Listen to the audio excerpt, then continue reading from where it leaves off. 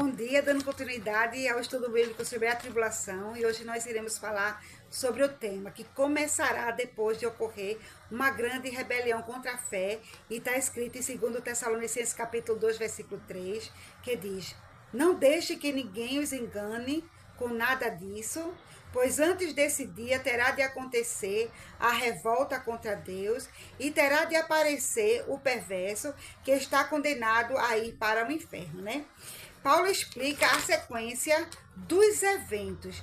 E o primeiro item, a primeira sequência desse evento, a gente estudou ontem, que foi, no decurso de toda a época da igreja, o mistério da injustiça. Falamos sobre ontem, né? Que está escrito lá no versículo 7, 2 Tessalonicenses, capítulo 2, versículo 7, que diz assim: porque já o mistério da injustiça opera, somente um que agora resiste até que do meio seja tirado, que foi o Espírito Santo. O Espírito Santo ainda resiste a esse mistério da injustiça, não é? Esse mistério da injustiça, ele ainda não opera definitivamente, porque o Espírito Santo impede que ele opere.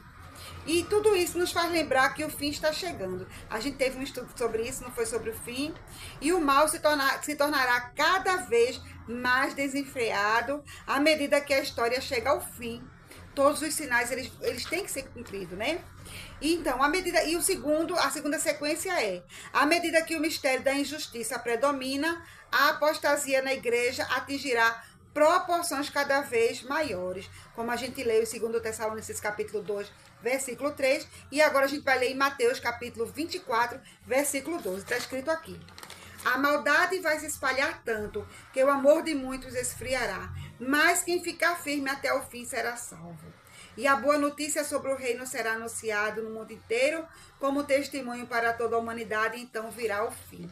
Então significa que a maldade ela vai se espalhar. A gente já fica assustado com tudo que está acontecendo. Imagina o que ainda vai acontecer, né?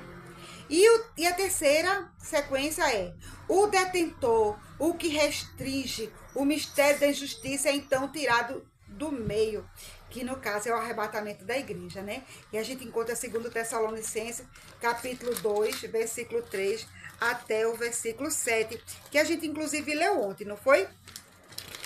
Ainda tem a quarta sequência, que é: em seguida manifesta-se o homem do pecado, como a gente leu aqui em 2 Tessalonicenses, capítulo 2, versículo 3, aí a gente depois vai ler do 4 até o 7, e amanhã a gente dá continuidade. Aí depois tem a apostasia, chega ao auge, e mais tarde o homem do pecado é destruído com todos aqueles que tiverem